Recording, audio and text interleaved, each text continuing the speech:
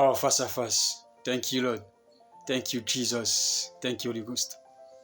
Nous débutons aujourd'hui une exhortation intitulée L'importance du dépouillement.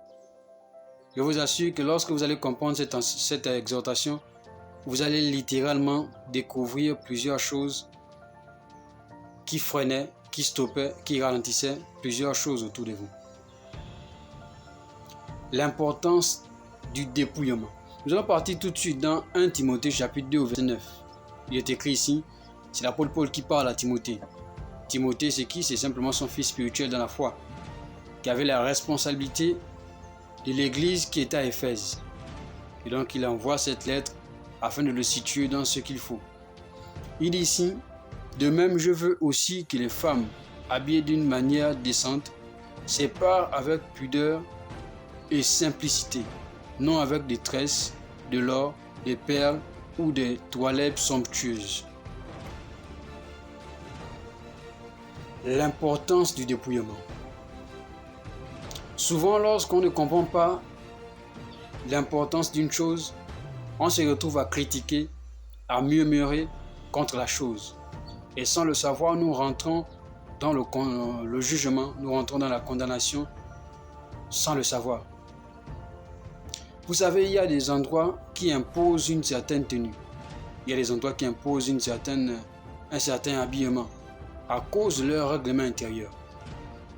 Et donc le monde entier nous fait déjà voir cela, la nature nous enseigne cela.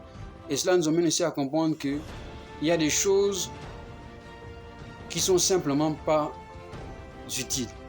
Et la Bible nous dit, dans 1 Corinthiens chapitre 10, verset 23, tout est permis, mais tout n'est pas utile. Entre la permission et l'utilité, il y a ce qu'on appelle la conscience. Et ta conscience va tôt ou tard te dire que ce que tu fais, ou ce que tu dis, ou ce que tu portes, n'a rien à y voir avec le plan de Dieu. Ta conscience va tôt ou tard te dire ça. Et toute chose a un signe d'appartenance. Toute chose a un signe d'appartenance. Cela nous amène à comprendre que vous ne pouvez pas comprendre l'importance du dépouillement si vous n'êtes pas conscient de votre appartenance. Vous ne pouvez pas comprendre.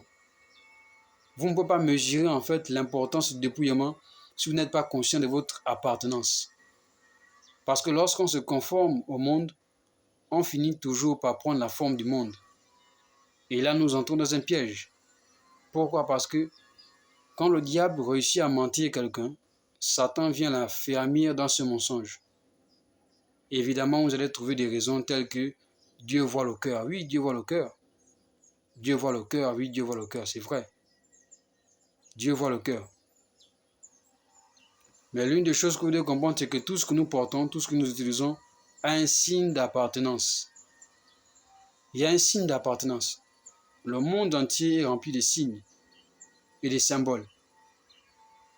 Il y a toujours un signe d'appartenance. Notre corps ne peut pas appartenir à Dieu et notre corps appartenir au diable. L'une des choses que vous devez comprendre, c'est qu'il ne s'agit pas ici de 50-50. Vous ne pouvez pas en fait gagner le diable dans son propre piège. Ce n'est pas possible. C'est pas possible. La seule manière de le combattre ou encore la seule manière de sortir de ce piège ou de ces pièges, c'est simplement d'utiliser les armes que Dieu nous donne.